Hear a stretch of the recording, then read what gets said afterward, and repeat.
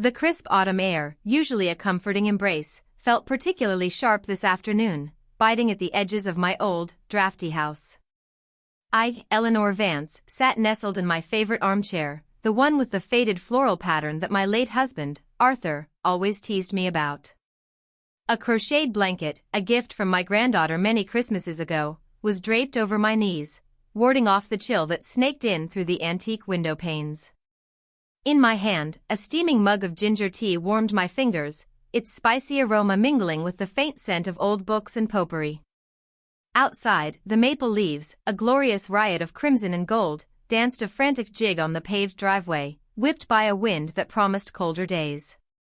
It was the perfect picture of quiet, contented septuagenarian life. A life I had carefully cultivated, brick by painstaking brick, over decades. A life built on routine, dignity, and a serenity that felt both earned and deserved. And in just a few moments, it would shatter into a million irreparable pieces.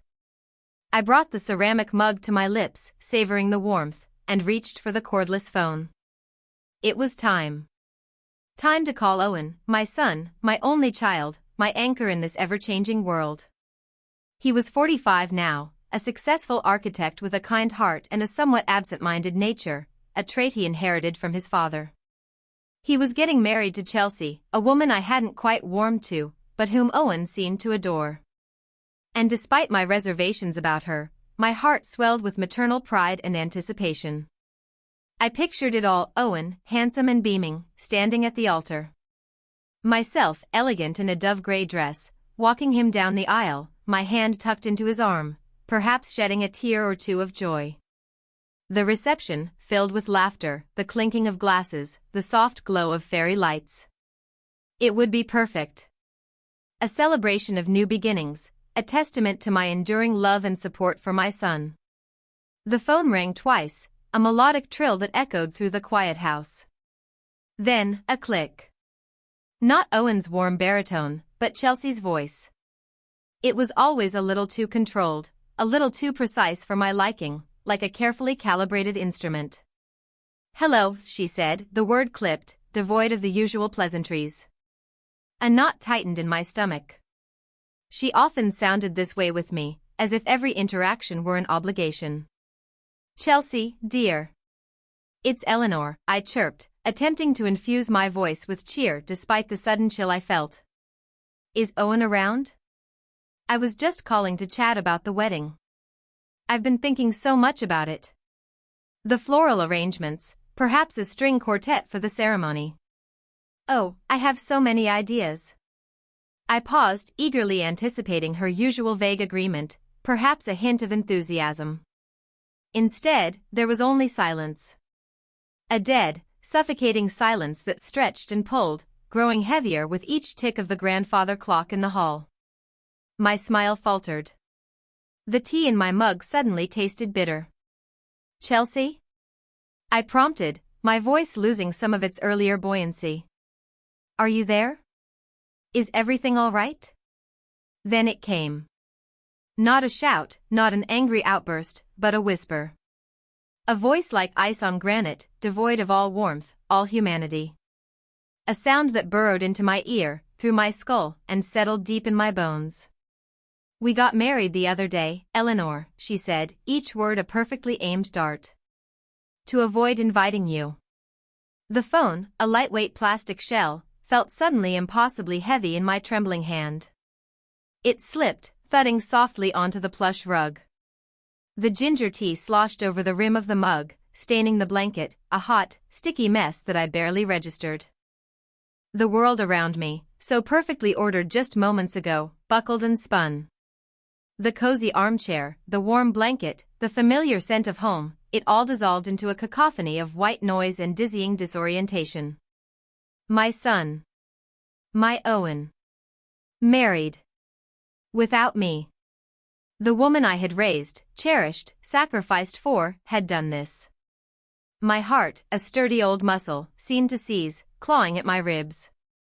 No. It can't be true. My mind screamed the protest, but her voice, that cold, triumphant whisper, echoed in the hollow space where my happiness had been. "To avoid inviting you." Not a mistake. Not a misunderstanding. A deliberate act. A weapon. A searing, visceral pain ripped through me, a pain far deeper than any physical wound. It was the pain of betrayal, of utter abandonment, of an insult so profound it felt like a violation. All those years. All those sleepless nights, the scraped knees, the triumphs, the heartbreaks.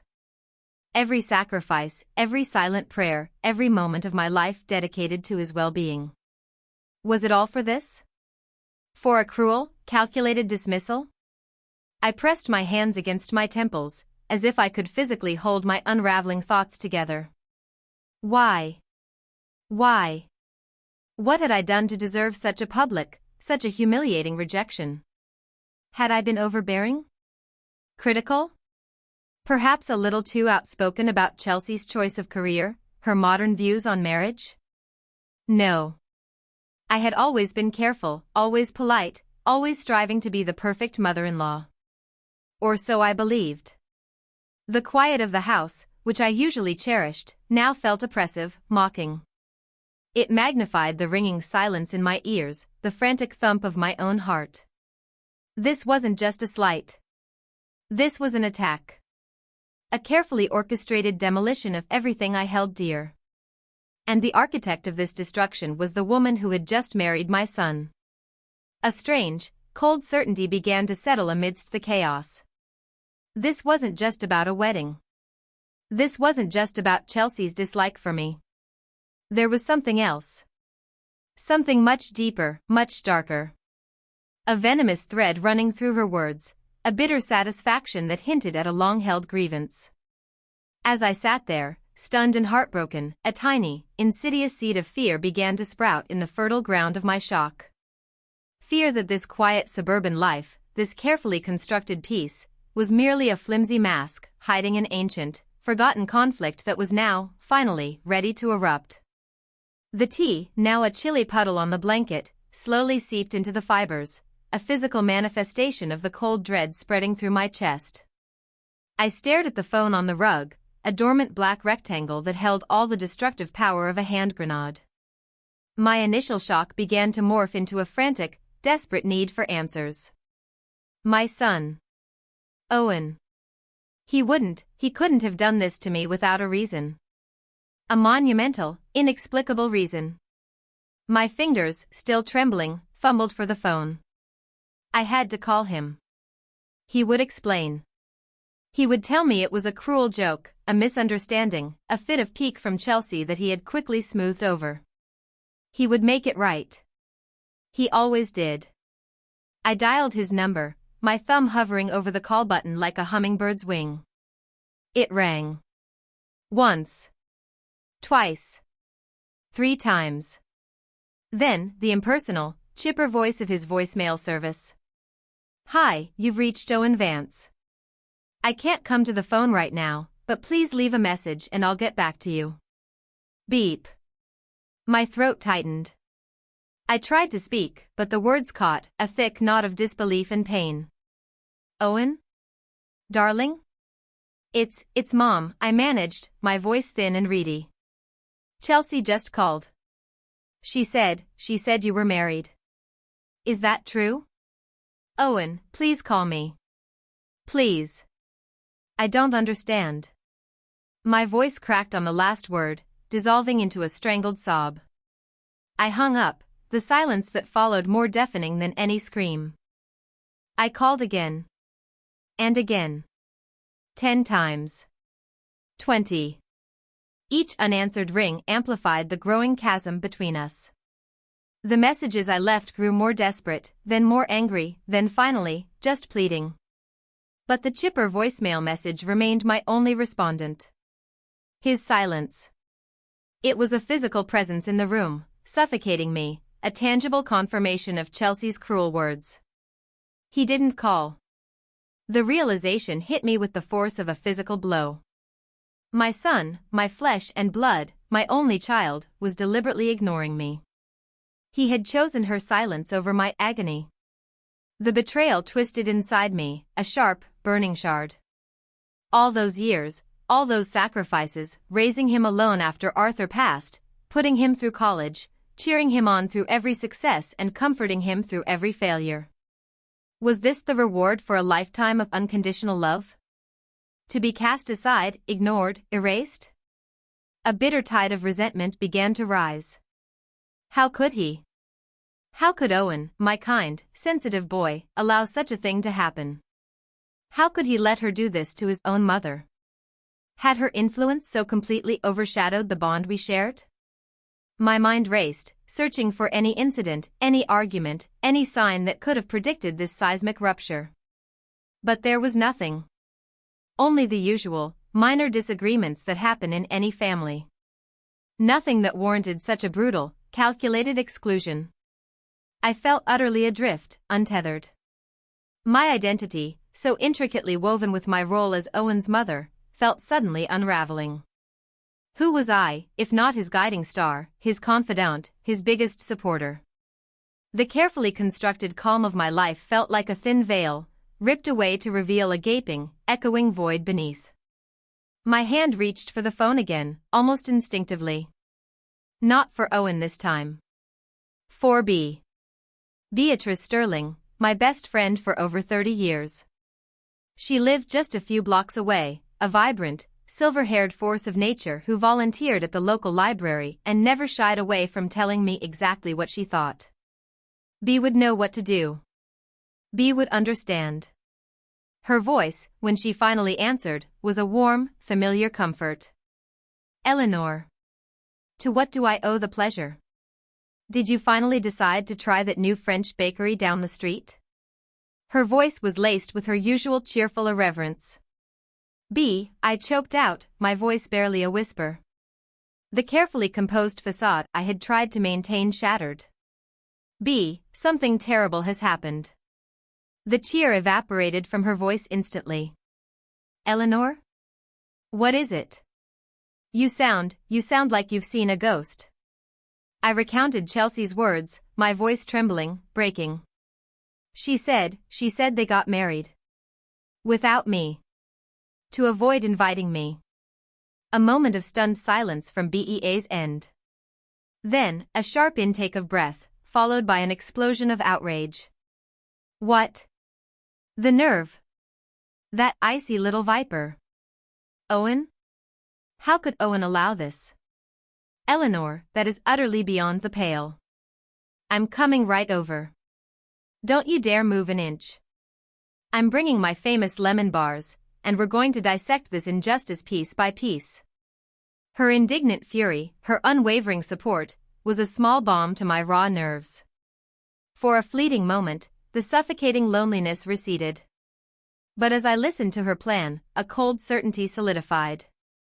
This wasn't just an insult, a typical family spat that lemon bars and shared outrage could fix. This felt bigger. Deeper. There was a malice in Chelsea's voice that went beyond mere dislike.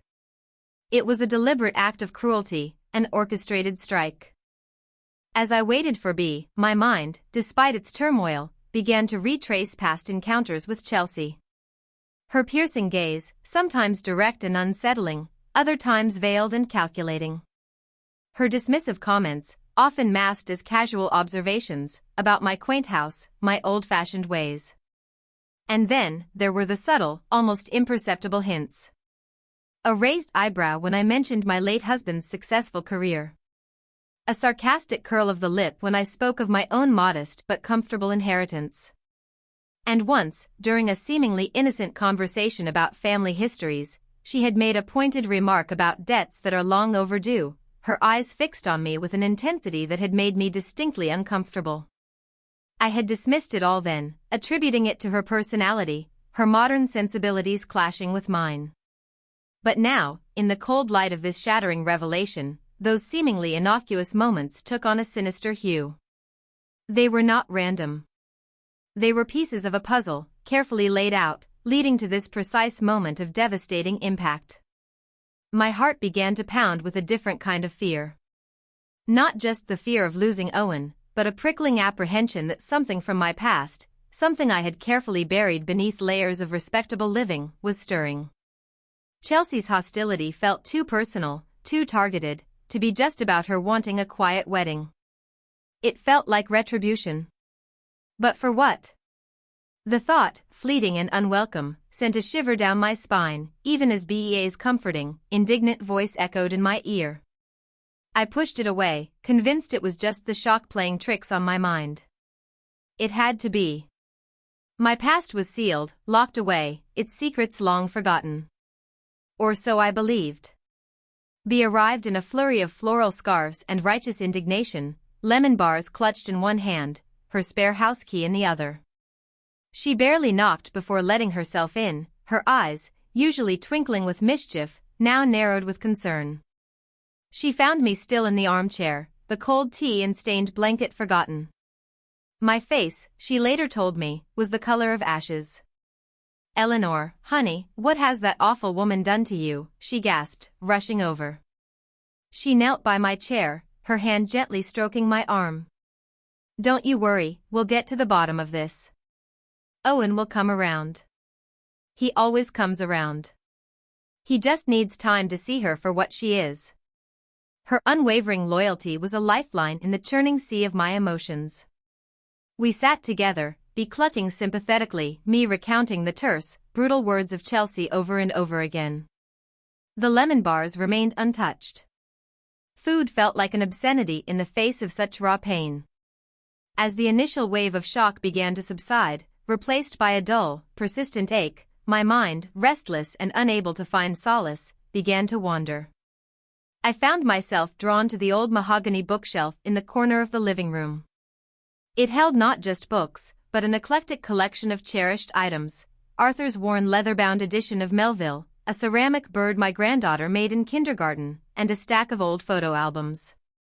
"I can't just sit here," I murmured, pushing myself up from the armchair. My legs felt stiff, heavy.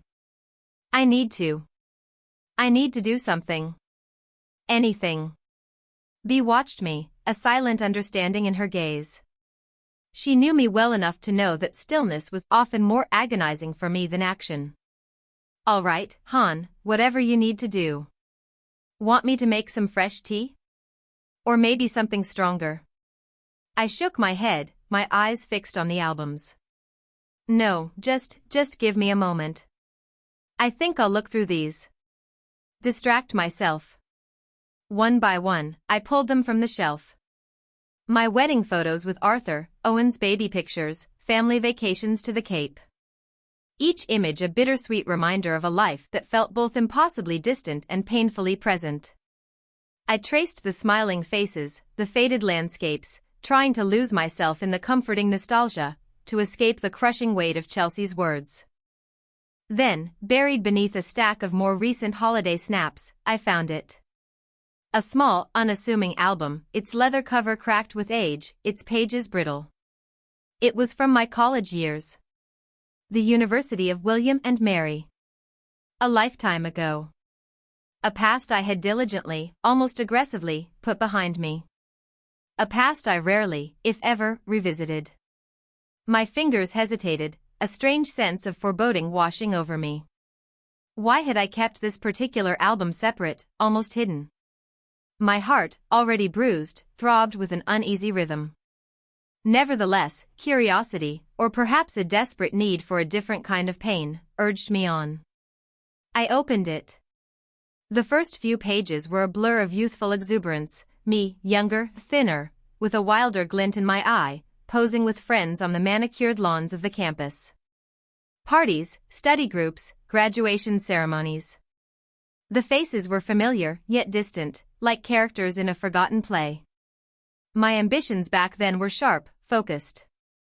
I was going to conquer the world, or at least a significant portion of it. I flipped through, page after page, a faint, nostalgic smile touching my lips. Until I reached a particular photograph. It was a group shot, taken at some informal gathering, a picnic, perhaps, or an outdoor study session. I was there, laughing, my arm around a handsome young man who was clearly smitten. But my gaze, inexplicably, drifted past my younger self, past the smiling faces of my closest friends, to a figure lurking on the periphery of the frame. She was in the background, a little out of focus, her expression more subdued than the others. She had dark, earnest eyes, framed by wisps of dark hair. Her clothes were simpler, less fashionable than the rest of us. There was a quiet intensity about her, a vulnerability that even the grainy black and white couldn't quite obscure. My breath hitched. A cold shiver, not from the autumn draft, snaked its way up my spine. Her face. There was something unsettlingly familiar about it. Like a half-forgotten dream, or a melody that once haunted your sleep. A ripple of recognition, accompanied by a faint, metallic taste in my mouth, sent a jolt through my nervous system. "Eleanor? Are you all right?" Bea's voice, laced with concern, broke through my trance. She had been watching me, her expression worried. I didn't answer immediately. My eyes were still fixed on the girl in the photograph. Her. The mother of Chelsea. Karen. Karen Harding. The name, whispered internally, tasted like ash. My memory, usually so reliable, so compartmentalized, suddenly felt like a dam about to burst. A cascade of fleeting images, like shattered glass, flashed through my mind. Dorm rooms, late-night study sessions, hushed whispers, a sense of unease, a tightening in my chest. A feeling of shame, buried so deep I thought it had calcified into oblivion. Chelsea's words, "to avoid inviting you," suddenly took on a new, terrifying dimension. It wasn't just about disrespect. It was about something far more insidious. Something from this album, from this past, had infected my present. That cold, calculating malice in Chelsea's voice, it wasn't born of casual dislike. It was born of a history. A shared, buried history that now, like a vengeful ghost, was rising from its grave. I looked at the girl in the picture again. Karen Harding. And then, I saw the undeniable resemblance to Chelsea. The same sharp intelligence in the eyes, the same hint of quiet defiance. But Karen's eyes also held a deep sorrow, a fragility that Chelsea's fiercely confident gaze lacked. The photograph, seemingly innocuous, had become a key, unlocking a door I had kept bolted shut for 50 years. A door to a part of my life I had diligently rewritten, whitewashed, and ultimately, forgotten. Now, the past was no longer merely a collection of faded images. It was a living, breathing entity, reaching out from the shadows, demanding recognition, and, terrifyingly, demanding a reckoning. My quiet life, I realized with a sickening lurch, had been built on quicksand. And Chelsea, with her icy whisper, had just found the trigger to make it all collapse. The photograph slipped from my fingers, landing face down on the page. I felt a cold knot tighten in my stomach, a familiar, unwelcome sensation I hadn't felt in decades. It was the feeling of a secret, unearthed and exposed, threatening to unravel my meticulously crafted life. B, seeing the sudden shift in my demeanor, quickly reached for my hand. "Eleanor, what is it? You look like you've seen a ghost." "What's wrong with that picture?" she asked, her voice hushed, sensing the gravity of the moment. I pointed, my finger trembling, at the faded image. Her, B. The girl in the back. Karen Harding. I think she was Chelsea's mother. B leaned in, squinting at the photograph. Her brow furrowed in concentration. Karen Harding? The name sounds vaguely familiar, but I can't quite place it. From your college days, you said? Well, that was a long time ago, Han. It's probably just a coincidence, a common name. No, I insisted, my voice gaining a desperate edge. It's not a coincidence. I remember her. Not clearly, not everything, but I remember a Karen Harding. And the resemblance to Chelsea, it's too strong to ignore. The eyes. The set of her jaw. It's like looking at Chelsea, but through a filter of time and sorrow. B studied me, her gaze piercing. She knew me too well to dismiss my instincts. All right, Eleanor. If you're this certain, then we need to look into it. What do you want to do? My mind, though still reeling from the double blow of Owen's betrayal and this unsettling rediscovery, felt a surge of adrenaline. The familiar comfort of my home had been shattered, but in its place, a dormant part of me, a sharper, more analytical edge, began to stir. I had always prided myself on my quiet resourcefulness, a trait that had helped me navigate many a tricky situation in life. Now, it was time to put it to use. My quiet existence had hidden a tenacious spirit, one that refused to be a passive victim. "I need to know more," I stated, my voice firmer than I expected. Everything. About Karen Harding. About her life after college. About Chelsea's connection to her. This isn't just about a secret wedding, B. This is about something deeper. Something Chelsea is holding against me. B nodded, her initial skepticism replaced by a flicker of understanding. "All right, Mrs. Sherlock Holmes. Where do we begin?"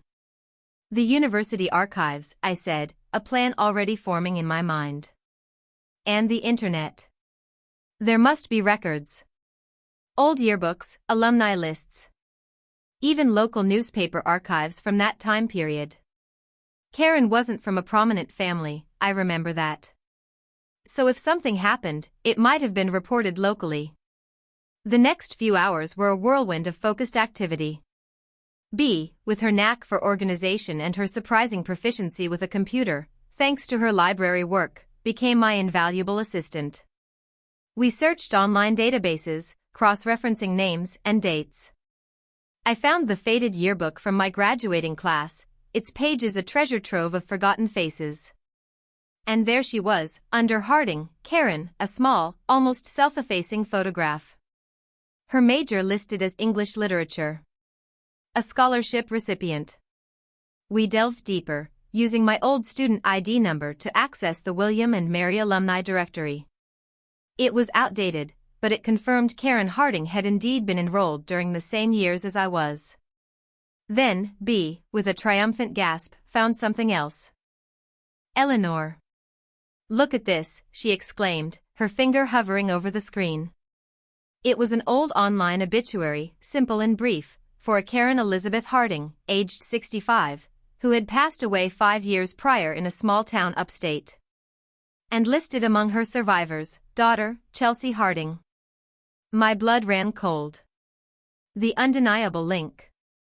The coincidence, if it ever was one, dissolved completely, replaced by a chilling certainty. Chelsea Harding. Chelsea Vance. The woman who married my son. It was her mother. "She used to live in that town, didn't she, Chelsea?"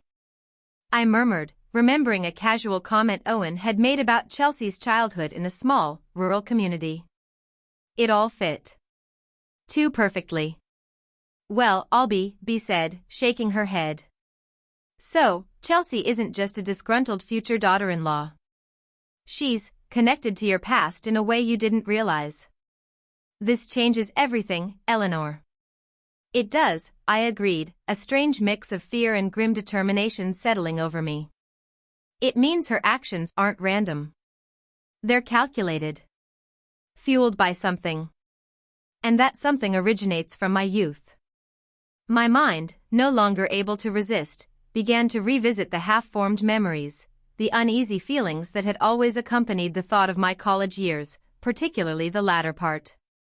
The ambition, the social climbing, the desire to escape my own modest background and secure a better future. I had been so focused on myself, on my dreams, on the man who would eventually become Arthur, a successful, established figure even then. I remembered Karen. She was quiet, yes, but incredibly intelligent. A brilliant writer, I recalled. Always had her nose in a book. She had come from a background even more humble than mine, attending on a full scholarship, working tirelessly to make ends meet. I had admired her tenacity, but also, in a way, felt a fleeting pity for her, seeing her as someone destined for a harder path than I was carving for myself. And then, a specific set of memories, like shards of ice, began to pierce the fog of decades. A hushed conversation in the library stacks. A tearful confession in a dorm room late at night. A desperate plea for help. And my own reaction, a mixture of discomfort, fear, and a cold, self-preserving pragmatism. I had dismissed it then as a difficult, unpleasant incident I was better off forgetting. Now, I knew, with a certainty that made my stomach churn, that this was the root of Chelsea's venom. "B," I said, my voice barely above a whisper, I think I know what it is." My eyes, no longer fixed on the computer screen, stared blankly into the distance, seeing not my living room, but the echoing hallways of a distant past. "I think Chelsea is avenging her mother." And I was involved in something terrible. The air in the room grew heavy, thick with unspoken possibilities. B, sensing the profound shift, remained silent, her hand still clasped in mine, offering a steadying anchor as I braced myself to dive headfirst into the forgotten darkness of my own history. A past I had so ruthlessly suppressed, believing it gone forever. But the web of forgotten names had just begun to unravel, and I was about to find myself caught in its sticky, inescapable threads. The name, Karen Harding, now burned itself into my consciousness, no longer a faded echo but a searing brand. As B silently cleared away the untouched tea and lemon bars, I retreated further into the armchair, my mind a churning vortex of half-forgotten images and long-suppressed emotions. It was as if Chelsea's whispered cruelty had not just shattered my present, but had also blasted open a vault in my memory, releasing the ghosts I had locked away for half a century. The year was 1971. The world was alive with change, political upheaval, and a heady sense of possibility. But within the ivy-covered walls of the University of William and Mary, my personal world revolved around a different kind of revolution, my own ascent. I was bright, ambitious, determined to make something of myself, to climb out of the modest circumstances of my upbringing. Parties, vibrant discussions, late-night study groups fueled by strong coffee and even stronger ambitions. I thrived on the intellectual energy, the social dynamics, the thrill of being on the cusp of a brilliant future. And then there was Karen. Karen Harding. She wasn't part of my inner circle, the bright, sparkling constellation of students destined for success. Karen was quieter, more earnest. She was a brilliant student, sharper than most, especially in English literature. Her essays were always eloquent, her insights profound. But she carried a quiet sadness, a reserved demeanor that set her apart. She dressed plainly, spoke softly, and worked part-time jobs to supplement her scholarship, making her seem perpetually tired. I remembered a vague sense of pity, perhaps even a touch of condescension, for her struggle. She was the antithesis of the glittering future I was so aggressively pursuing. My own life then was complicated, messy in a way I never wanted anyone to see. I was secretly involved with Arthur Vance, a charismatic, older man who was already a successful junior partner at a law firm. He was married. My parents would have been horrified, my reputation ruined if it had come out. He promised me the world, whispered assurances of a future together, but it was all contingent on discretion, on keeping our affair a secret. My focus was absolute, securing my place, both academically and socially, and ensuring my relationship with Arthur would eventually lead to the life I craved. Any potential scandal, any distraction, felt like an existential threat. Then, Karen came to me. It was a cold, rainy evening. She knocked on my dorm room door, her face pale, streaked with tears, her eyes wide with a terror that I recognized instantly. She was pregnant. The words, whispered in a barely audible sob, had struck me like a physical blow. Not because of compassion, not initially. But because of the sheer, terrifying scandal of it all. In 1971, an unmarried, pregnant college student, especially one on scholarship, faced a precipitous fall from grace. She would be expelled. Her future, shattered. Her life, ruined. And the father? A respected, married professor. Professor Harrison. He had promised her help, a way out, but then, predictably, he had vanished, denying everything, leaving Karen utterly alone. Karen, desperate, had turned to me because I was known for my practicality, my ability to navigate tricky situations. She also knew I was fiercely loyal to my friends, at least to those within my circle.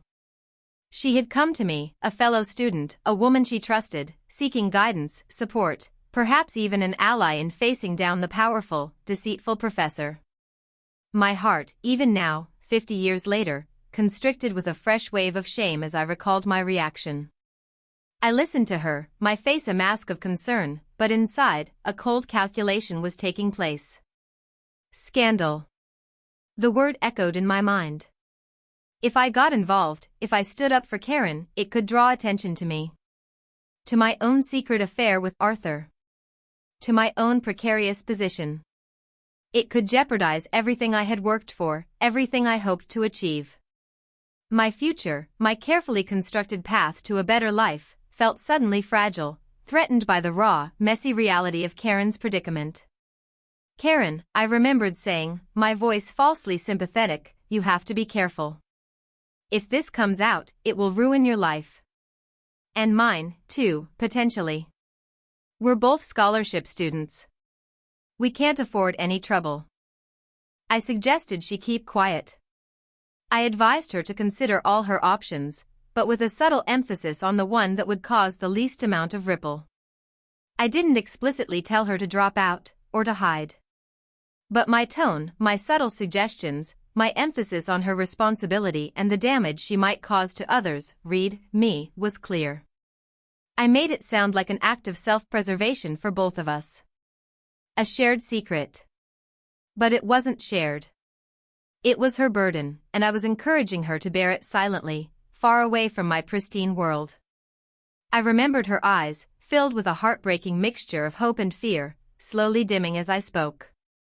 The last time I saw her, she was packing a small bag, her face etched with despair, whispering something about going home, about shame.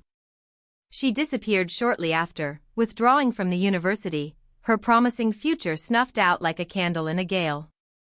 The official reason was personal family matters. Everyone knew, or suspected, but no one spoke of it. It was swept under the rug, a quiet, inconvenient tragedy. And I, Eleanor Vance, the ambitious, self-preserving student, had let it happen.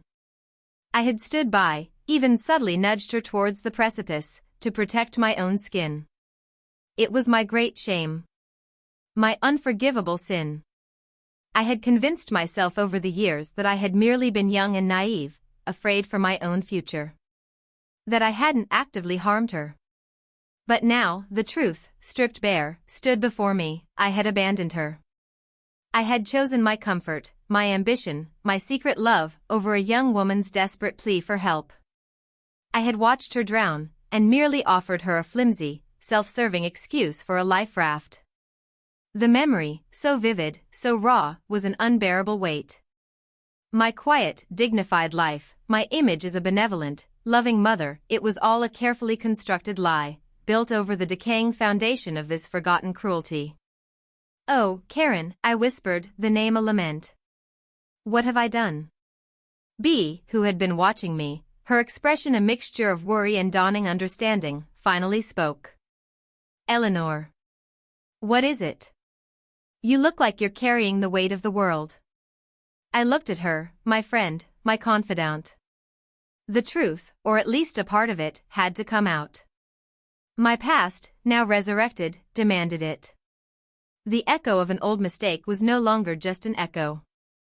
It was a reverberating roar, tearing through the quiet solitude of my carefully constructed world, and threatening to expose the monster I had so long kept hidden within myself. The terrifying realization solidified, Chelsea wasn't just angry. She was righteous. And she was coming for me. The confession, when it finally tumbled out, was a ragged, painful thing. I told B everything, or at least, as much as my fractured memory and overwhelming guilt would allow. The ambitious student, the secret affair with Arthur, the desperate plea from Karen, my calculated indifference, my pragmatic advice that amounted to abandonment. B listened, her face a shifting landscape of shock, anger, and ultimately, profound sadness.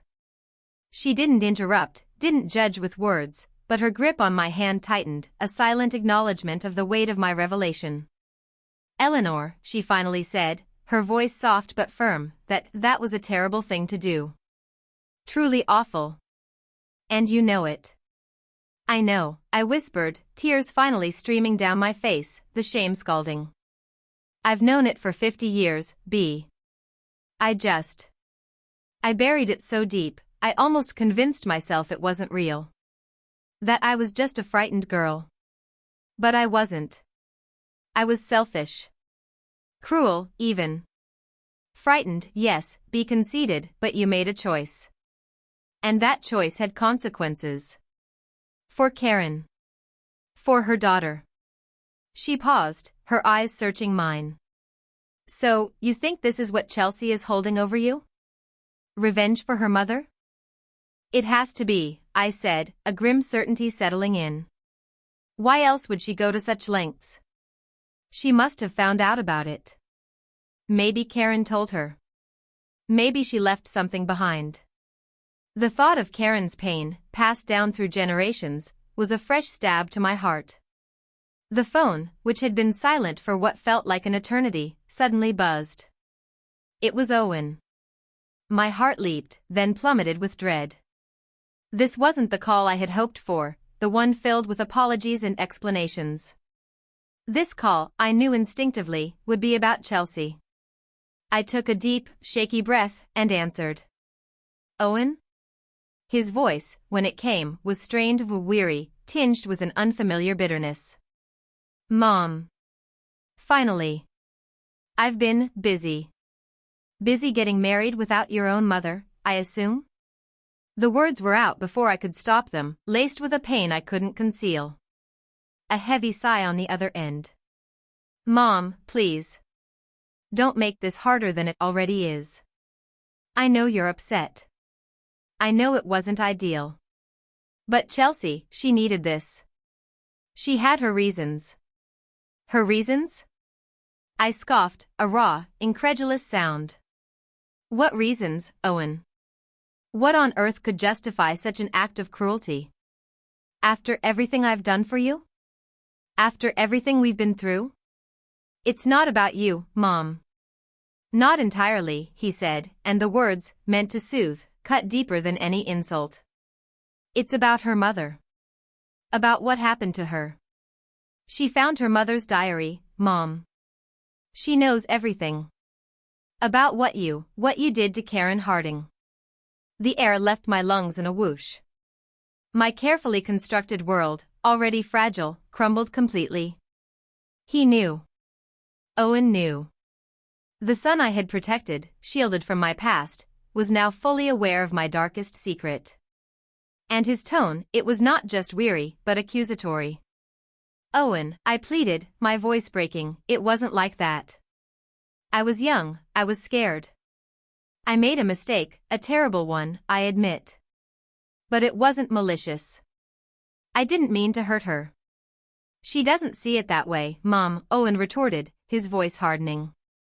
Her mother suffered. Lost her future, her reputation. Had to raise Chelsea in poverty. And you went on to marry Dad, live this comfortable life. Chelsea says you owed her mother. You owed them. Owed them what, Owen? I demanded, a flicker of indignation piercing through my shame. A lifetime of penance? It was a terrible choice, yes, but it wasn't a crime. And how does that justify her manipulating you, my own son, to humiliate me? She wasn't manipulating me, Mom. She was showing me the truth, he shot back, his voice rising, a raw edge of defensiveness in his tone. She wants justice. She wants you to finally take responsibility for what you did. For what you caused. My head reeled. My son, my Owen, was siding with her. He saw me as the villain, me as the cause of this grand injustice. The thought was unbearable. Owen, please, I whispered, the fight draining out of me. Can't we talk about this? Face to face? As mother and son? A long pause. I could almost hear him thinking, Chelsea's words ringing in his ears. I don't know, Mom. Chelsea, she's very set on this. She says you have to understand. You have to pay for what you did. And she won't budge until you do. Then, with a brief, cold I have to go, he hung up. The phone slipped from my grasp once more, hitting the rug with a dull thud. This time, there were no tears. Only a terrifying, hollow ache. My son, the one person I thought I could always count on, had been turned against me. He had absorbed Chelsea's narrative, her pain, her desire for vengeance, and made it his own. He was no longer just a passive participant in her scheme. He was an active, willing accomplice. Bea put an arm around me, offering silent comfort. "He'll come around, Eleanor," she murmured, but her voice lacked its usual conviction. I shook my head slowly, staring at the phone, then at the photo album, then at the quiet, comfortable room that now felt like a gilded cage. My quiet suburban life. My peace. My carefully curated image. It was all gone. Chelsea, armed with her mother's diary and Owen's pliable heart, had effectively demolished it. A different kind of fear, colder and more primal, began to grip me. This wasn't just about emotional revenge. Owen's words, "You have to pay for what you did," echoed in my mind. Coupled with Chelsea's earlier hints about debts long overdue, it clicked into place. This wasn't just about moral rectitude. This was about something tangible. Something financial. Chelsea wasn't just seeking an apology or acknowledgement. She was after something else. Something she believed I owed her mother. My house? My savings? The legacy Arthur had left me? The thought was chilling. This wasn't merely a personal vendetta, it was a calculated campaign of expropriation. The shame of my past mistake now intertwined with a fierce, protective instinct. I might have wronged Karen, deeply and inexcusably, but I wouldn't allow Chelsea to strip me bare, to take everything I had built. Not without a fight. My self-preservation instinct, the very one that had led me to abandon Karen, was now roaring to life, but with a different purpose. To protect what was left. To understand the full extent of Karen's story. And perhaps, to finally, truly confront the truth of my own life, not as the dignified Eleanor Vance, but as the flawed, frightened girl who made a terrible, life-altering choice. I closed my eyes, picturing Karen's tear-streaked face. Then Chelsea's cold, triumphant gaze. And finally, Owen's distant, accusatory voice. The ghosts of my past were not merely whispering. They were screaming. And I knew, with a terrifying certainty, that I had to face them head-on. There was only one person left who might truly know the full story, the forgotten details that could either condemn me entirely or offer a sliver of context. Martin Caldwell. My old university acquaintance. Karen's friend. And perhaps, my only hope. The name, Martin Caldwell, formed a small, desperate prayer on my lips. He was the last thread, the final connection to that buried past.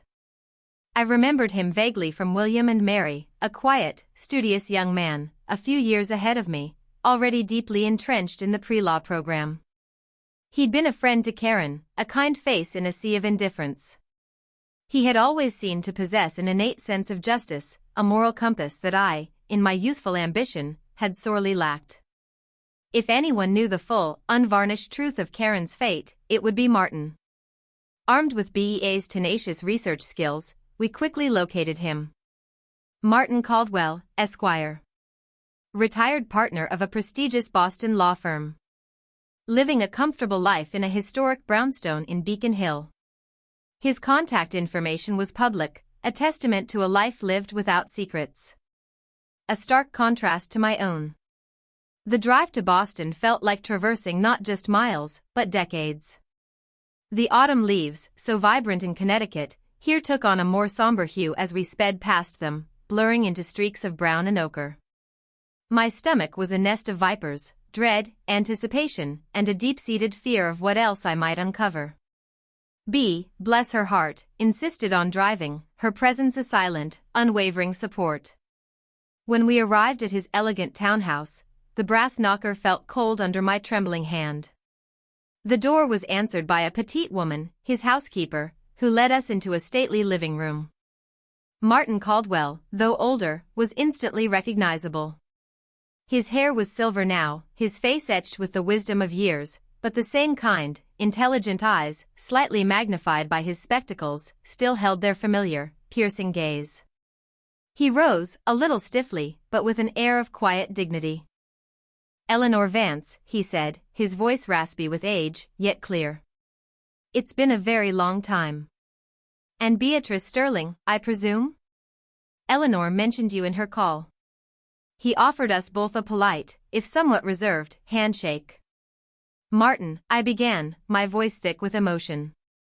"Thank you for seeing me. I wouldn't have come unless it was absolutely necessary." He gestured for us to sit. "I understand. Your call was intriguing. You mentioned Karen Harding. It's a name I haven't heard in many years, but one that I remember quite vividly. A flicker of something, sorrow? Regret?" Crossed his face. I plunged in, my voice laced with the shame that had been my constant companion. I confessed my part, my abandonment, my advice to Karen, the calculated self-preservation that had led to her downfall. Bea sat beside me, a comforting presence. Martin listened patiently, his gaze unwavering, betraying no immediate judgment. When I finished, the silence in the room was profound, broken only by the distant sounds of city life. "Yes," Martin finally said, his voice quiet. "I remember it all. Karen was a good friend. A brilliant mind. And a kind soul. You were not alone in your reaction, Eleanor. Many turned a blind eye. The university certainly did. But you had a chance to help her. And you chose not to." His words, spoken with quiet authority, were not an accusation, but a simple statement of fact.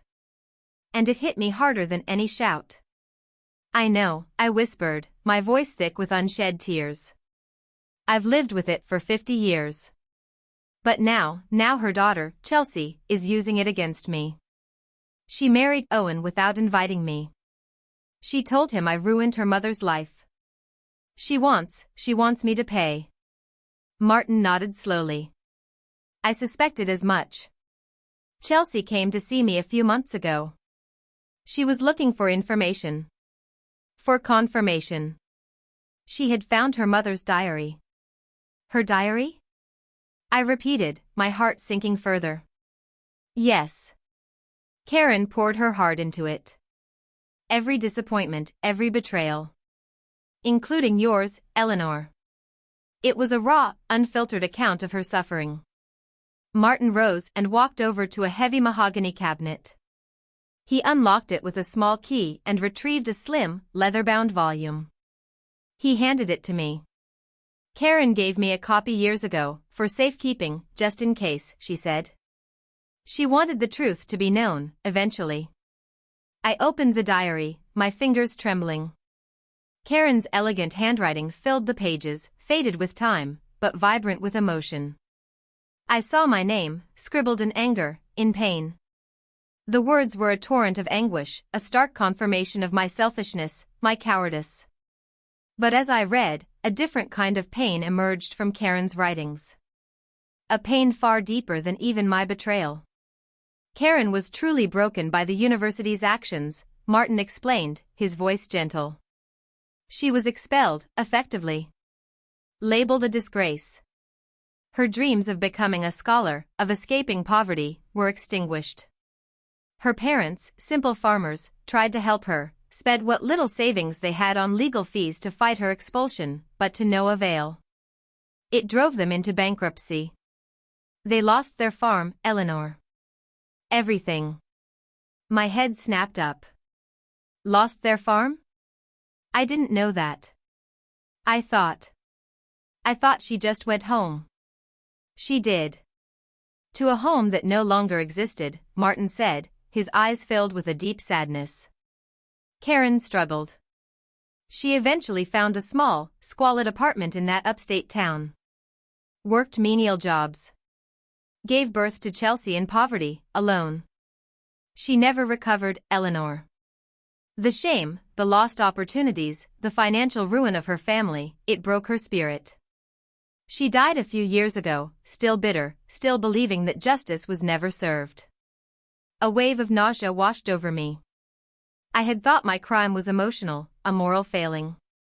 But the ripple effect had been so much larger, so much more devastating.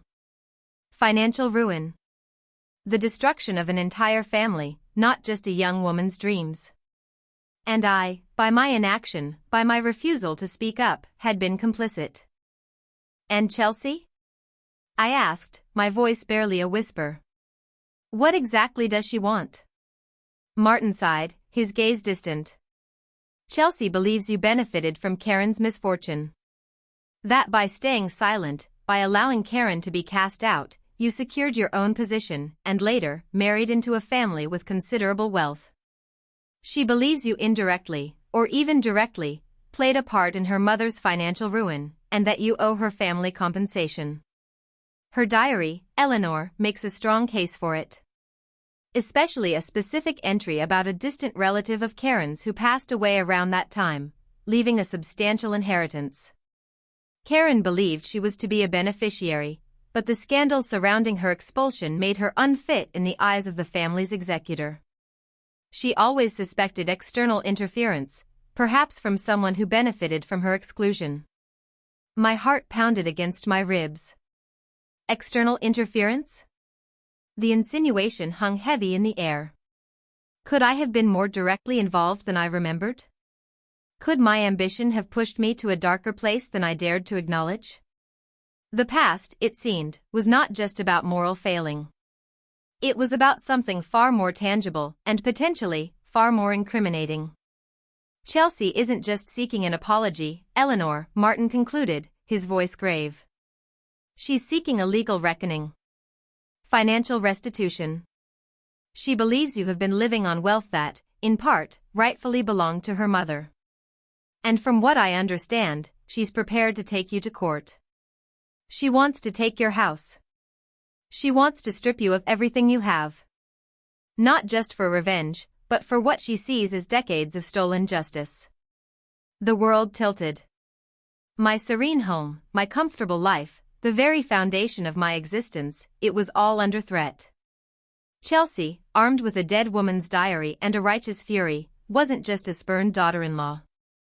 She was an avenging angel, and she was coming to collect.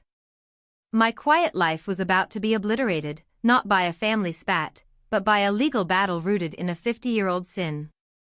And I, Eleanor Vance, realized with a sickening lurch, had nowhere left to run. The echoes of fate were not just whispers anymore, they were the clang of an executioner's bell. Martin's words hung in the air, heavy and suffocating, like a thick Boston fog. She wants to take your house. The phrase resonated in my ears, chilling me to the bone.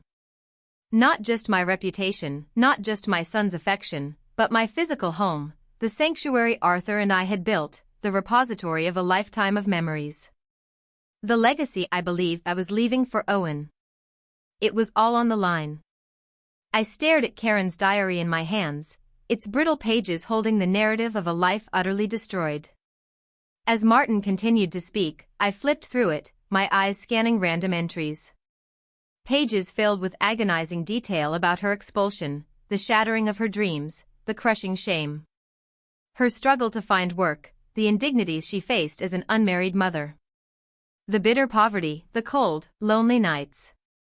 And then, the entries about her parents losing their farm, their dignity, their entire livelihood because of her scandal. My carefully constructed defense, that I was merely a bystander, a frightened girl, crumbled under the weight of her documented suffering. Karen believed, Martin explained, his voice softening, that the world had conspired against her. And in many ways, it had. Her diary is not just a record of pain, but a demand for justice. For her, and for her daughter. He pointed to a specific section. This is what particularly drives Chelsea. Karen mentions a great-aunt, a distant relative with a small but significant inheritance. Karen was to be a beneficiary. But when the scandal broke, the executor of the estate, a distant, conservative cousin, deemed her morally unfit to receive anything. The money went to other, more distant relatives.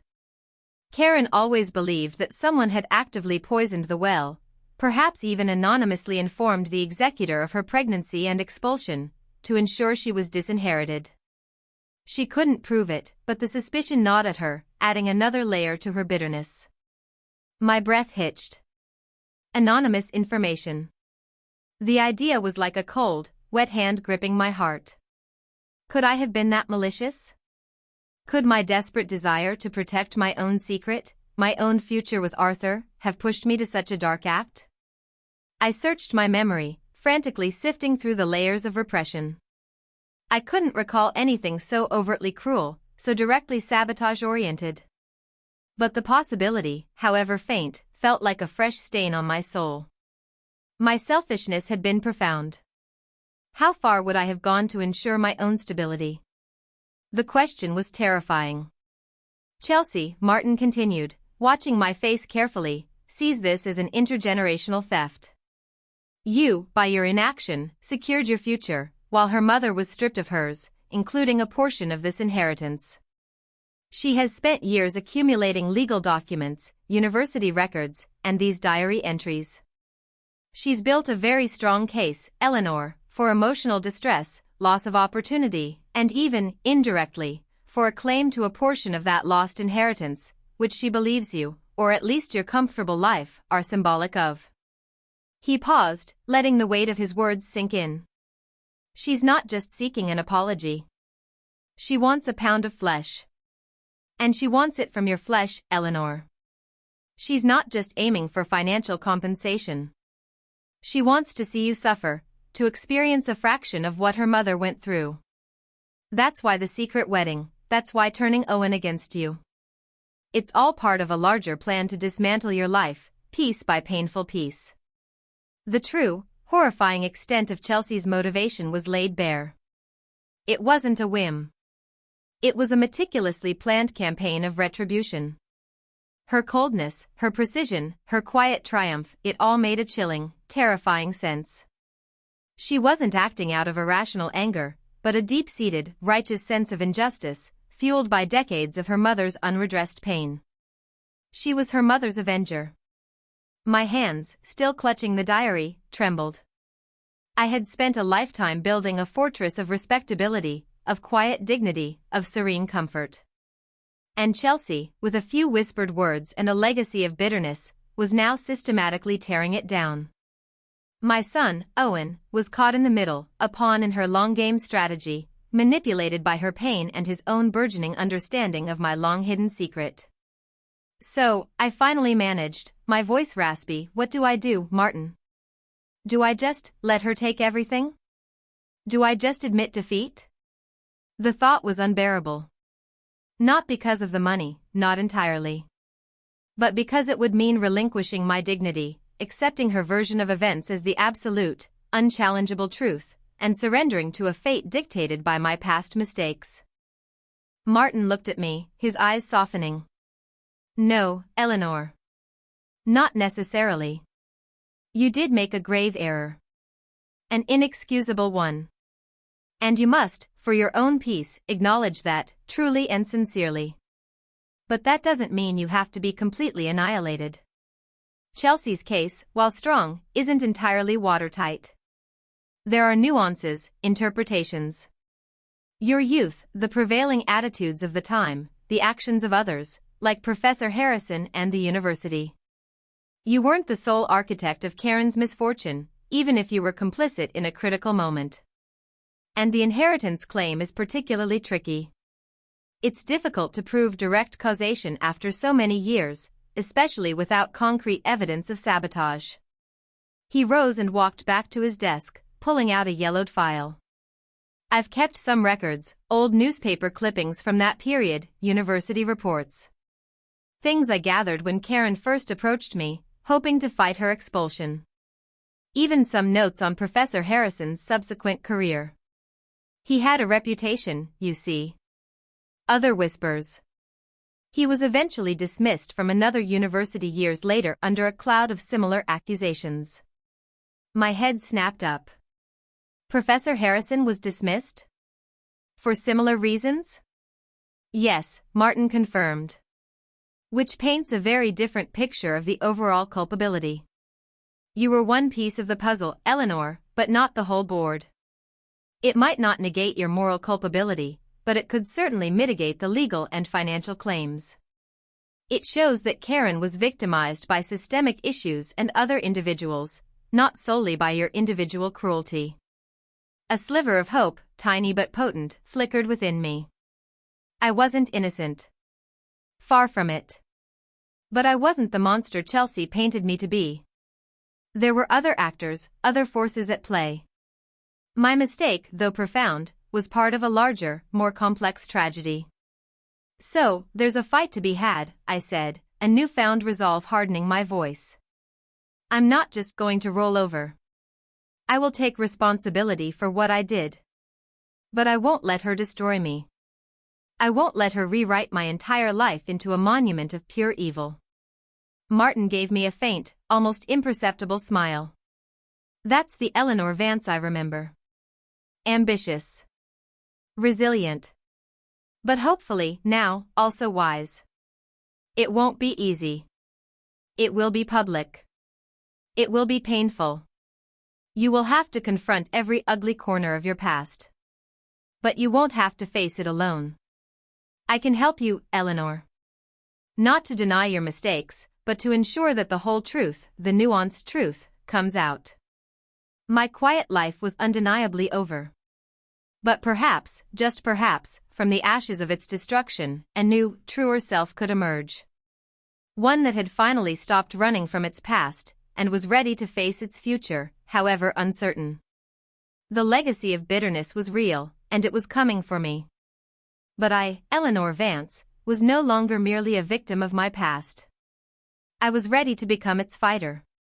The drive back from Boston was a strange mix of profound exhaustion and restless determination.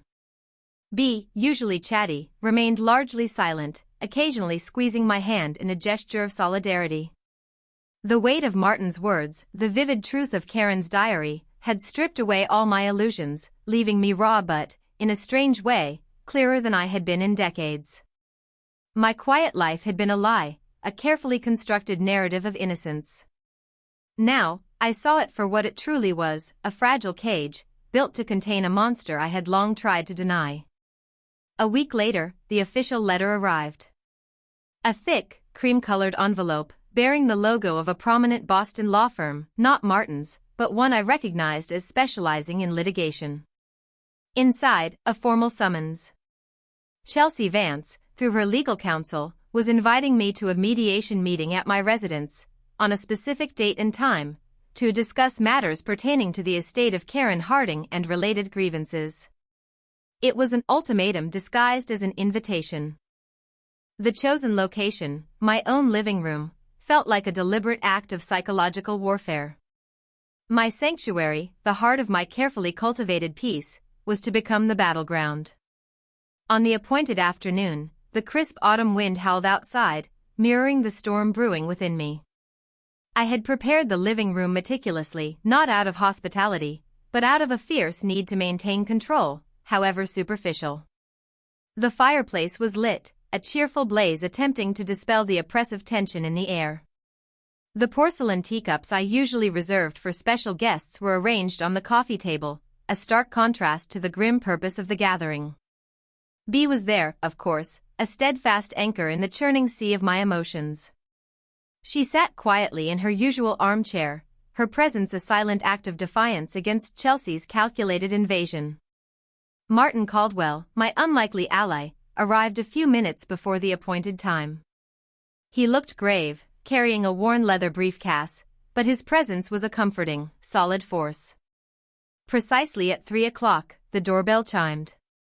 My heart pounded against my ribs like a trapped bird. This was it. The confrontation. The reckoning. I opened the door to find Chelsea, dressed in a sharp, impeccably tailored business suit that seemed to shout professional and unyielding. Her face was a cool, unreadable mask, her eyes glinting with a cold, almost predatory triumph. Beside her stood Owen, my son, looking utterly miserable. His shoulders were slumped, his gaze fixed on the floor, avoiding my eyes. Behind them, a stern-faced man in a pinstriped suit, Chelsea's lawyer, Mr. Thompson, completed the grim procession. They entered my home, and the air immediately thickened, heavy with unspoken accusations and simmering resentment. Chelsea offered me a curt nod, her lips barely forming a smile.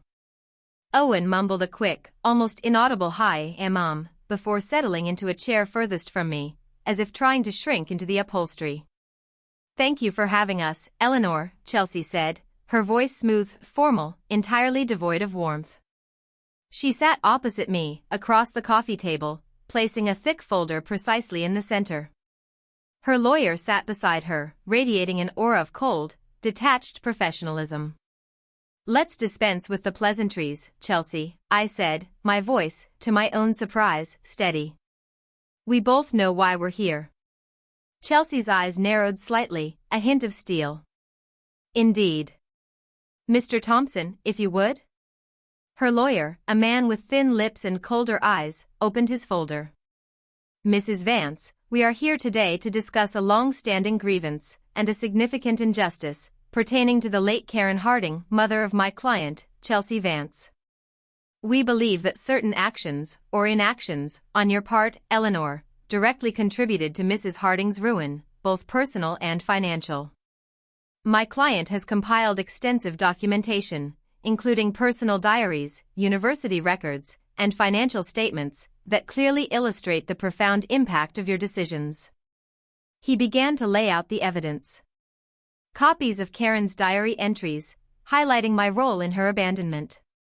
University documents detailing her expulsion. Newspaper clippings referencing her family's bankruptcy. He spoke of Karen's lost inheritance, painting a picture of deliberate sabotage, implying my complicity in ensuring her disinheritance. He spoke of her years of poverty, her struggle to raise Chelsea alone, her untimely death, all framed as direct consequences of my youthful selfishness. Owen, throughout this grim recitation, remained silent, his gaze still fixed on the floor, his face a pale canvas of guilt and discomfort. He was there as Chelsea's silent witness, her chosen instrument of punishment.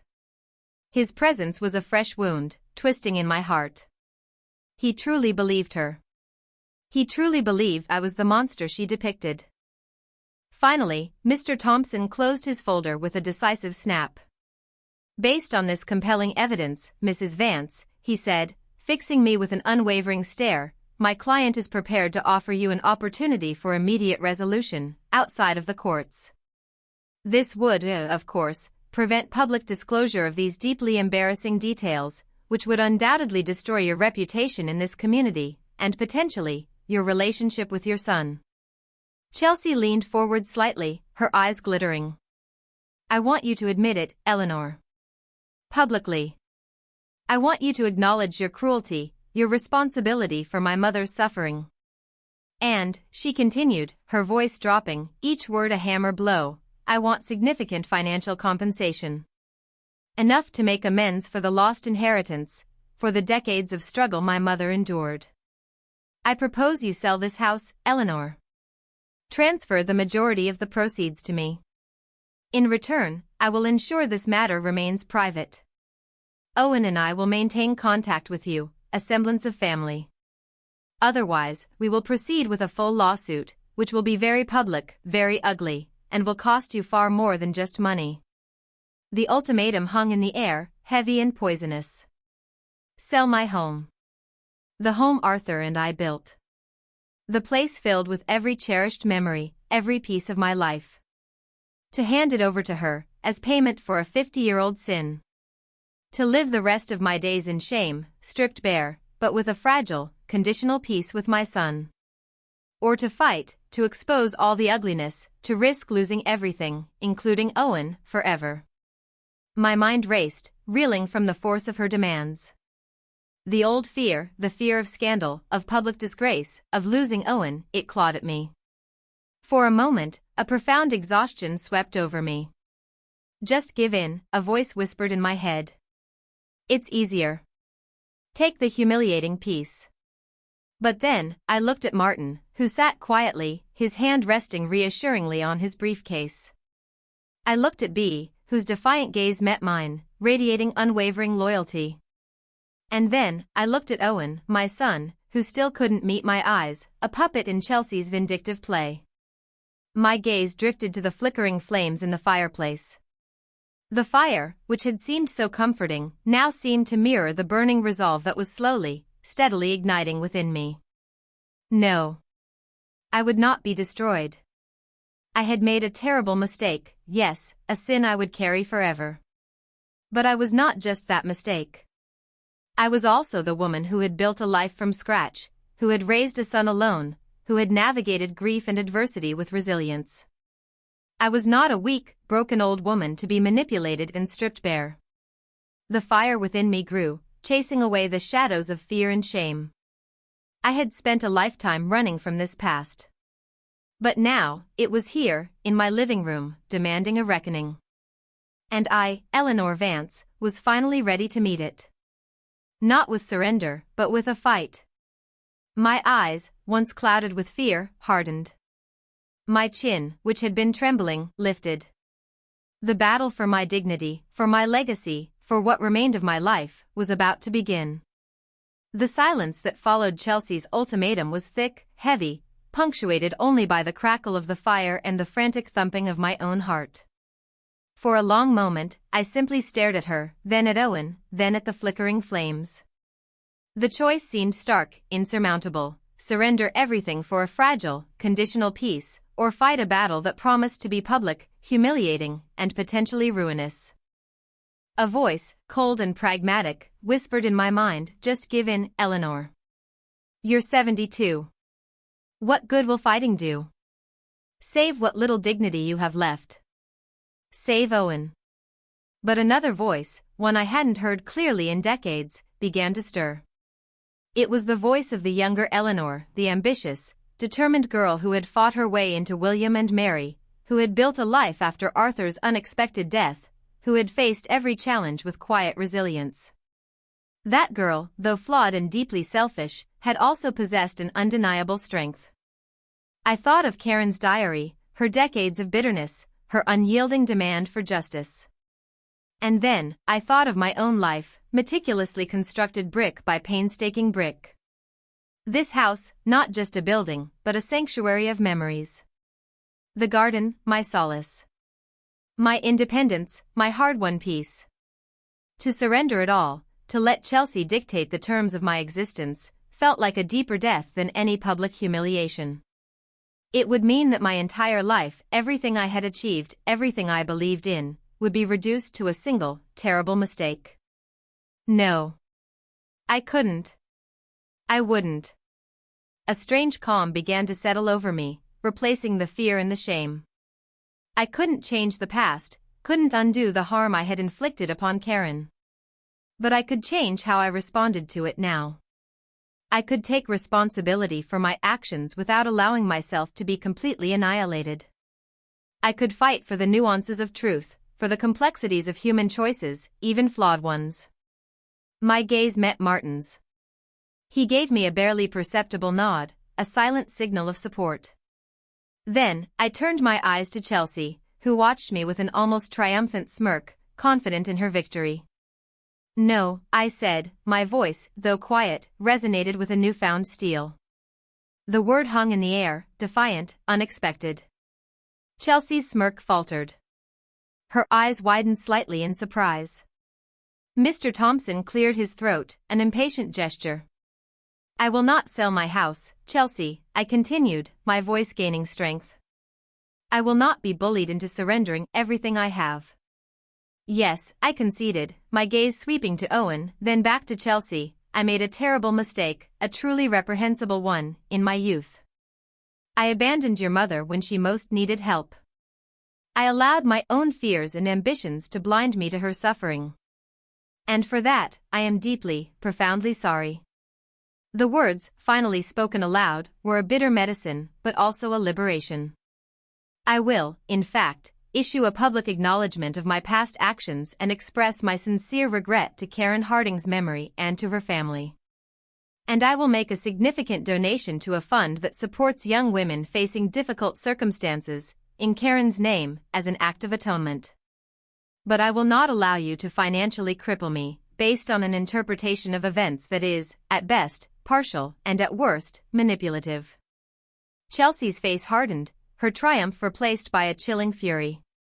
Partial? Manipulative? My mother's diary, Eleanor, details your absolute abandonment. And what of Professor Harrison, Chelsea? I retorted, a sharp edge entering my voice. The man who fathered your mother's child and then vanished? What of the university that quietly expelled a scholarship student while protecting a powerful, married professor?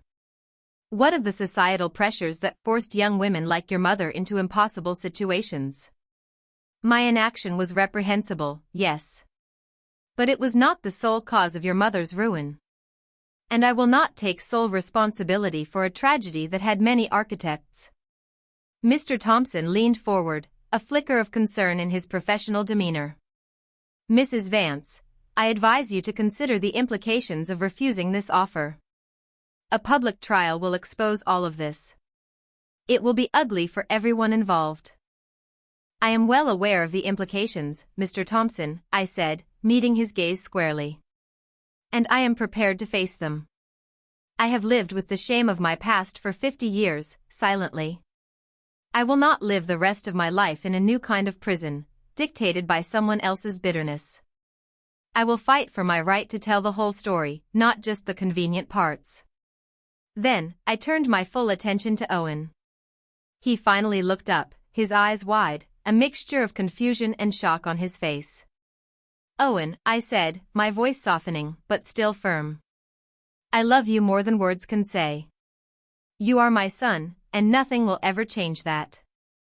But you have allowed yourself to be used as a weapon in Chelsea's quest for vengeance. You have judged me based on one side of a very complex, very painful story. I made a terrible mistake, Owen. I am admitting that. But I am not the monster she paints me to be. Now, you must make a choice. To continue to be manipulated by her anger, or to be an adult, to seek the whole truth, and to decide for yourself where your loyalties truly lie. His face was a portrait of internal conflict, his gaze flickering between me and Chelsea. The words, "you have to choose," hung in the air, a profound challenge to his loyalties, to his own sense of self. Chelsea, seeing her carefully constructed plan beginning to unravel, stood up abruptly. This is absurd. We are leaving, Mr. Thompson. We will pursue this in court. And Eleanor, you will regret this. You will lose everything.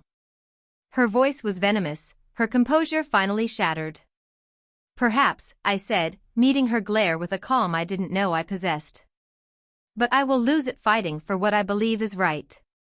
And I will not lose it in silence. As Chelsea and her lawyer stormed out, Owen remained, still sitting, looking utterly lost.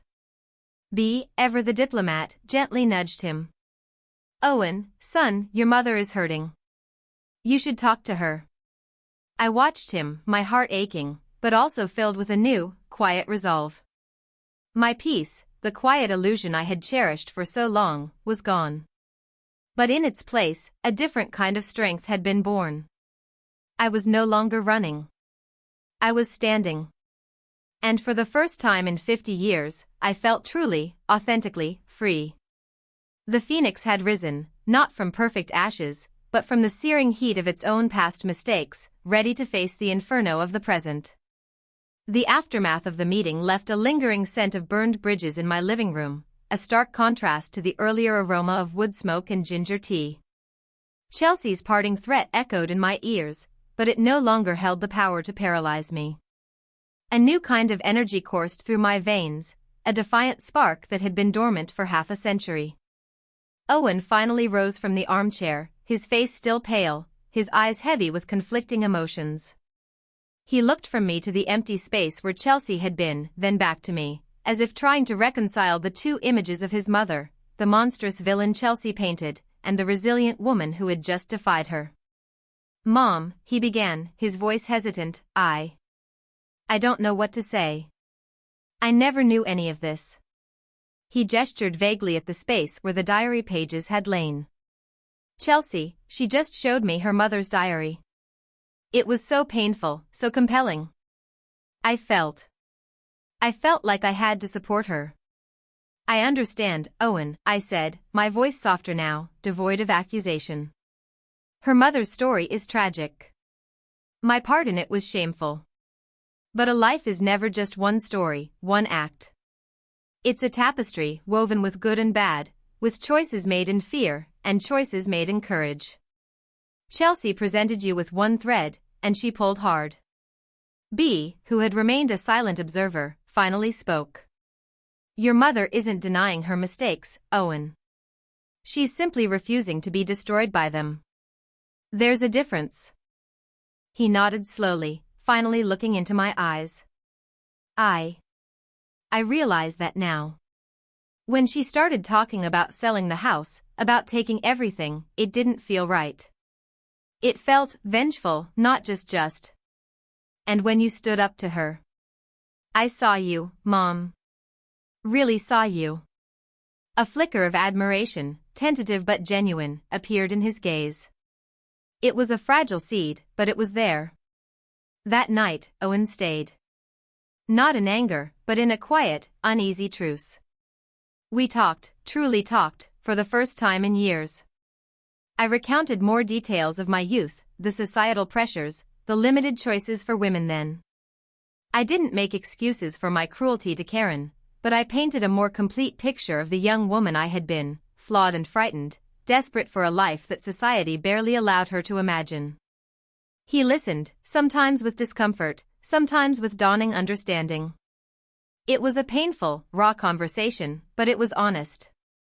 And in that honesty, a fragile bridge began to form between us. The legal battle, as Martin predicted, was not an easy one. Chelsea did file a lawsuit, alleging various harms. It forced me to relive every excruciating detail of my past, to sit through depositions where my youthful selfishness was laid bare. But I wasn't alone. Martin, a shrewd and principled lawyer, worked tirelessly. He brought in the old university records, the reports about Professor Harrison's patterns of behavior, the context of the times. We found a few surviving former students who could corroborate the prevailing atmosphere, the pressure to conform, the implicit threat of social and academic ruin for any misstep. The media attention, though limited to local papers, was still mortifying. My name, once synonymous with quiet respectability, was now linked to a 50-year-old scandal. But something unexpected happened. Many in the community, seeing me, a frail elderly woman, standing up not to deny my past but to fight for a nuanced truth, began to offer quiet support. They saw not a monster, but a human being, flawed, yes, but courageous in facing her demons. In the end, Chelsea's case proved to be weaker than she had hoped. While my moral culpability for Karen's abandonment was undeniable, proving direct financial sabotage or sole responsibility for her family's entire ruin after all these years was difficult. The judge, a woman of great wisdom, recognized the complexities. We reached an out-of-court settlement, far less draconian than Chelsea's initial demands. I agreed to a formal, public statement, published in the local newspaper and on the university's alumni website, acknowledging my part in Karen Harding's suffering, expressing profound regret for my past actions, and offering a heartfelt apology to her memory and to Chelsea. It was painful, but also cathartic. The words, publicly spoken, lifted a weight I hadn't realized I was still carrying. And as promised, I established the Karen Harding Memorial Scholarship Fund at William and Mary, dedicated to supporting promising young women who faced unexpected challenges or difficult life choices, ensuring they had the support Karen never received. It was a substantial endowment, a tangible act of atonement, a way to transform the bitterness of the past into a beacon of hope for the future. Chelsea accepted the settlement, but her bitterness remained. The financial compensation was modest, far less than she had demanded, and the public apology, while sincere, wasn't the total annihilation she had sought. She likely felt a hollow victory, having achieved justice but not the complete vindication or financial windfall she had envisioned. She and Owen, after a strained few months, quietly separated. He told me she couldn't forgive him for not fully siding with her, for daring to question her narrative. Her need for vengeance had consumed their marriage. She disappeared from our lives, taking her legacy of bitterness with her, perhaps to seek closure in her own way. My relationship with Owen, however, slowly, tentatively, began to heal. It wasn't the naive, unquestioning bond of before. It was deeper, more adult, founded on a raw honesty that had been missing for years. He saw me, not as the perfect, infallible mother, but as a complex human being, capable of both great love and profound error. He learned the harsh lesson that life rarely presents simple villains and heroes, and that the truth often resides in the gray areas. He recognized the strength it took for me to face my past, and in doing so, found a new respect for me, and a deeper understanding of himself. We still had a long way to go, but the path was clear, illuminated by truth. My house remained mine, scarred by the battle, but still standing. I looked at it now with new eyes, not as a fortress against the past, but as a testament to resilience. It held not just memories, but the echoes of a battle fought. The last leaf of autumn, a defiant crimson against the deepening gray of the sky, finally detached itself from the old maple tree outside my window. It danced for a moment on the frigid air, a final flourish before surrendering to the inevitable descent. I watched it from my favorite armchair, the one with the faded floral pattern, a fresh cup of ginger tea warming my hands. The blanket, once stained, had been washed, the faint mark a ghost of the turmoil it had witnessed. My world was irrevocably changed, yet in many ways, it felt more real, more vibrant than ever before. The quiet illusion of my former life had been shattered, and for a time, I felt utterly lost, adrift in the chaos of my own exposed history. But from that devastation, something new, something truer, had emerged. I, Eleanor Vance, was no longer the serene, unassuming widow, meticulously tending to her garden and her reputation. I was a woman who had faced her deepest shame, wrestled with her darkest demons, and emerged, not unscathed, but undeniably stronger. The process had been agonizing, a stripping away of all pretense, but it had left me with a clarity I hadn't known was possible. The Karen Harding Memorial Scholarship Fund was now fully established, a living testament to an act of atonement. I received occasional letters from the university, updates on the young women it supported, first-generation students, those facing financial hardship, those navigating unexpected life challenges. Each story, each success, was a small balm to the wound in my heart, a gentle whisper of healing. It didn't erase my past, but it honored Karen's memory in a way that truly resonated. My relationship with Owen continued to evolve. It was no longer one of blind maternal devotion and filial expectation. It was a relationship between two adults, imperfect, flawed, but bound by a deeper understanding. He still visited, often without calling first, a habit he'd inherited from Arthur. We talked about his work, about life, sometimes about Chelsea, always with a quiet respect for the complexities of each other's journeys. The raw honesty that had emerged from the fire of our conflict had forged a new kind of intimacy, one based on vulnerability and acceptance rather than denial. He had seen my worst, and he had chosen to stay. That, in itself, was a profound gift. B, my steadfast B, remained my unwavering friend. We still shared tea and lemon bars, though now our conversations were punctuated by deeper reflections, a shared understanding of the fragility of life and the enduring power of truth. She had seen me at my lowest, and she had stood by me, a testament to true friendship. I picked up the old college photo album, opened to the page with Karen's faded image. I looked at her face, the quiet intensity in her eyes, the vulnerability. No longer with the suffocating shame of complicity, but with a profound sadness for the suffering she endured. "Oh, Karen," I whispered, the words carried on the breath of the wind that rattled the windowpane. "I am so truly sorry." The words Chelsea had spoken, "We got married on the other day, to avoid inviting you," had been meant to wound, to destroy. And in a way, they had. They had shattered my carefully constructed peace, exposed my deepest fear. But they had also been an unexpected, brutal gift. They had forced me to confront a past I had diligently buried, to finally step into the full, uncomfortable truth of who I was. My home, this house, still stood. It was still filled with memories of Arthur, of Owen's childhood, of countless Christmases and quiet evenings.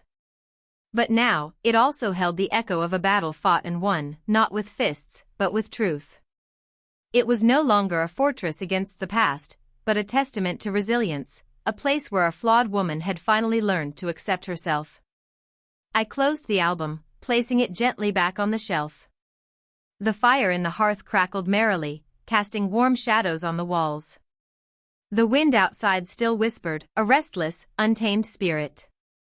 But inside me, where once there had been a churning storm of fear and guilt, now there was a profound calm. Not the false calm of ignorance, but the deep, abiding peace that comes from finally facing one's demons, acknowledging one's failures, and choosing, even at 72, to rise again. I didn't know what tomorrow would bring. Life was messy, unpredictable, and rarely offered neat, happy endings. But I was no longer afraid. I was Eleanor Vance. I had lived a long life, made mistakes, endured pain, and found a quiet strength I never knew I possessed. And I was finally, truly, free.